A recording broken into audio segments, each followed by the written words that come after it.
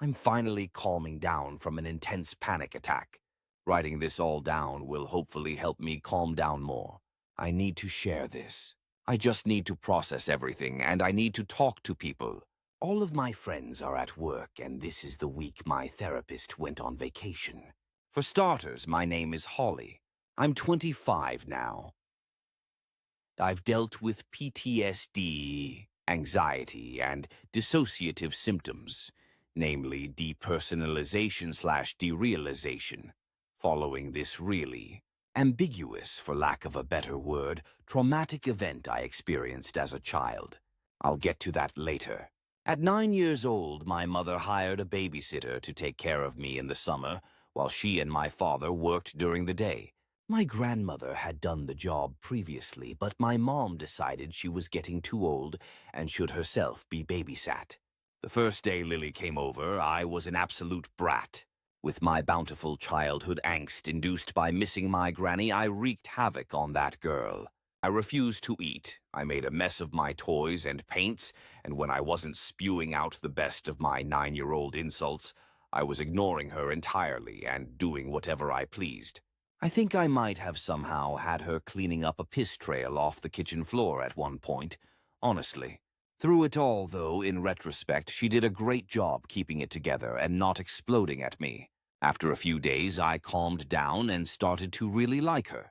She always made me delicious lunches and told me stories about what middle school and high school were like, per my request. She tried to tell me about her time in elementary school, but I wanted to hear the glamorous tales of being older. I made her retell the story of her first day of freshman year probably 10 times. Lily quickly became my role model, though I tried desperately to not let it show. I'm sure it did, though. Kids aren't great at being subtle. I went to bed praying to any available god that when I turned 20, I would have her curly black hair, infectious laughter, and killer sense of style. One Wednesday in mid-August, though, Lily didn't show up to my house. My mom waited an extra hour and a half for her, but she never came. She didn't answer her dorm phone. No cell phone, I don't think. It was 1998, so maybe they hadn't caught on yet? So my mom ended up taking me with her to work. After stopping to get dinner, we returned home to no messages from Lily on the home answering machine. My mom tried calling again, but there was no answer. I always knew she'd do this. I guess it was just a matter of time, I remember her telling my dad. I called the last woman she babysat for as a reference, and she said one day Lily just up and left. The woman got a phone call 5 days later from her saying, "I'm so sorry, I thought I told you I'd have to stop working then." I had hoped it'd be different because she got on so well with Holly. I was really heartbroken. I felt like she didn't like me after hearing my mom say that. I felt like maybe she actually didn't get on so well with me, and what I thought was a sister-like bond was all imaginary. It was one of my first, if not the first, experiences with feeling rejected, and it hurt like hell for my 9-year-old heart. We found a different babysitter, though, and I slowly moved on. The new girl, Julie, was fine enough, but definitely was no Lily. She seemed to be a little bit older than Lily, and she wasn't interested in indulging me in my fantasies of becoming a cool teenager. She just would put on a movie for me to watch and tried her best to keep conversations at a minimum. About 5 days after Lily suddenly dumped me, though, something really weird happened. My parents were on vacation for a weekend, so Julie was sleeping over to take care of me. She put me to bed at about 9 o'clock. This is where the ambiguity of my aforementioned ambiguous trauma comes in. I've been partially convinced this was a dream because it doesn't make sense, but it has traumatized me in a way that only reality can. After years and years of therapy, I came to the conclusion that my brain replaced the memory of the trauma with something more unrealistic to try and make me feel like it was only a dream so I could get over it more easily. It didn't work, but thanks anyway for trying, old brain. This is how I remember it. I don't know what time it was, but I suddenly woke up to the sensation of someone grabbing my legs. I looked up at the person grabbing me. It was a woman. It was Lily, but it wasn't actually Lily.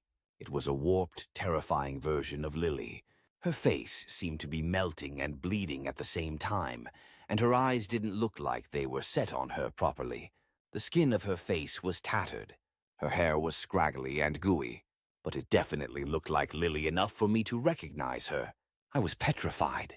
Lily proceeded to do a lot of fucked up things to me that I won't get into. I tried waking up over and over again. I kept telling myself it was a dream, but I couldn't snap back to the safe emptiness of my room with the moonlight shining in the window across my bed. Every time I opened my eyes, though, I just saw and felt this twisted version of Lily abusing me. After it ended and she left, I had no idea what to do. I was frozen in bed, terrified and confused.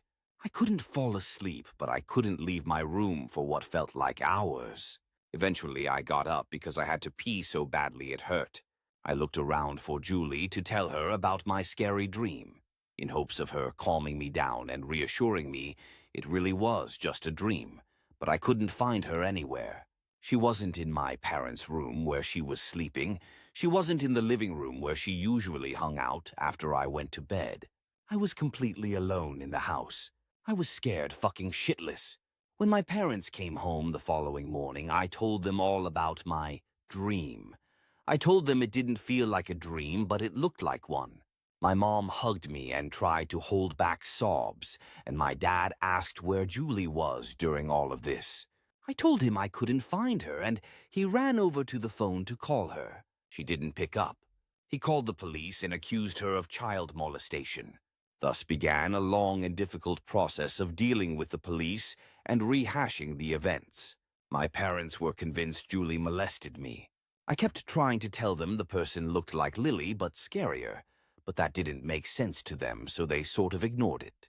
It only made sense that it could have been Julie, so I eventually agreed. We found out in the days following that Julie had been reported missing. My parents assumed that meant she knew she would get caught, so she fled. My mother and father waited patiently for the day she was found so they could bring her to court and find some sort of justice. She was never found. A week after the incident, we moved to a new apartment an hour away.